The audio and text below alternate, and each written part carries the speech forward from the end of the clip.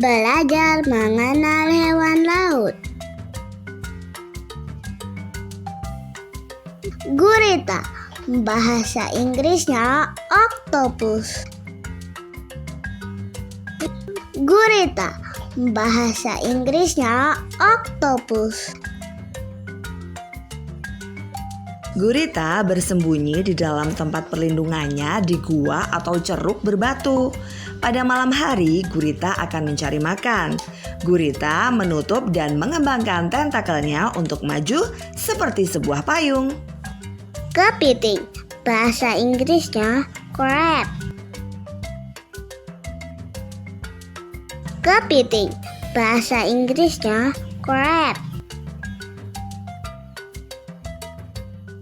Kepiting memiliki gigi di dalam perut untuk mencerna makanan yang keras. Cangkang keras kepiting terbuat dari kitin yang merupakan komponen penyokong dan pelindung yang kuat.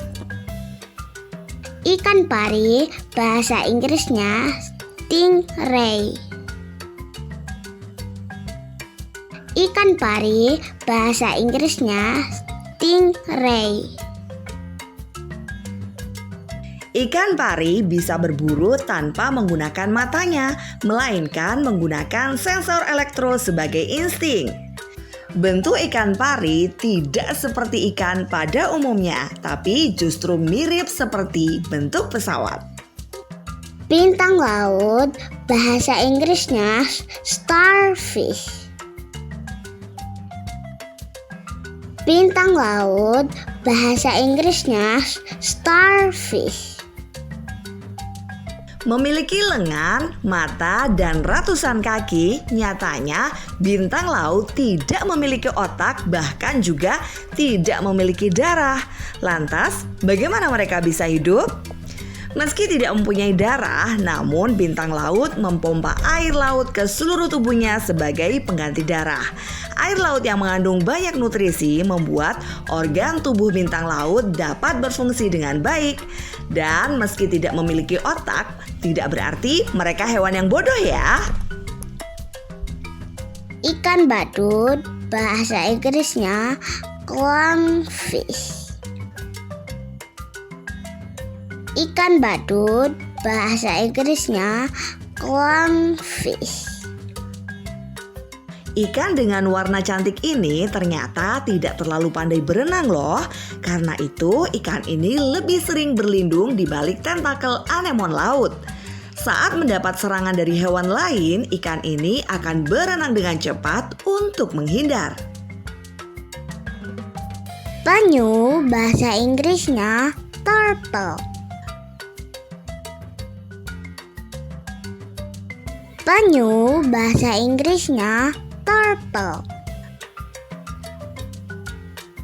Penyu tetap bertahan hidup terhadap perubahan iklim. Hal ini yang membuat penyu tidak punah sampai sekarang. Bagian tubuh penyu bagian atas dilindungi oleh cangkang yang disebut carapace. Penyu berbeda dengan kura-kura, mereka tidak bisa menyembunyikan kepala dan kaki mereka ke dalam cangkang. Cumi-cumi, bahasa Inggrisnya squid. Cumi-cumi, bahasa Inggrisnya squid. Cumi-cumi adalah invertebrata laut tercepat. Gelar invertebrata laut tercepat layak didapat cumi karena kecepatannya saat berenang bisa menyentuh angka 40 km per jam. Ini membuat cumi juga mudah terhindar dari predator atau ancaman lain yang mengganggu mereka. Lumba-lumba, bahasa Inggrisnya dolphin. Lumba-lumba, bahasa Inggrisnya dolphin. Sebagai mamalia yang bernafas dengan paru-paru, lumba-lumba harus menghirup udara setiap beberapa menit sekali. Hal ini membuat lumba-lumba tidak bisa tidur karena mereka bisa saja tenggelam. Hiu, bahasa Inggrisnya shark. Hiu, bahasa Inggrisnya shark. Semua hiu ternyata memiliki indera keenam yang membantu mereka mencari mangsa. Indera keenam yang dimaksud ditemukan di moncong hiu dan dapat merasakan aliran listrik yang dipancarkan oleh hewan di perairan sekitarnya. Anjing laut, bahasa Inggrisnya seal. Anjing laut, bahasa Inggrisnya seal. Anjing laut akan menyelam hingga 900 meter untuk mencari makanan. Kendati demikian, beberapa spesies diberikan kemampuan untuk menahan nafas di dalam air sampai dengan 2 jam. Mereka hanya muncul ke permukaan selama beberapa menit di antara penyelaman. Sebelum menyelam, anjing laut jenis gajah utara terlebih dahulu mengosongkan paru-parunya. Kelamang, bahasa Inggrisnya hermit crab. Kelamang, bahasa Inggrisnya hermit crab. Kelomang adalah hewan yang akan selalu berganti cangkang saat tubuhnya bertambah besar. Saat mulai tumbuh, kelomang akan mencari cangkang baru untuk mengganti cangkang lamanya. Cangkang yang digunakan kelomang ini berguna melindungi abdomen atau perut serta menjaga tubuh agar tetap lembab. Paus, bahasa Inggrisnya whale. Paus, bahasa Inggrisnya whale.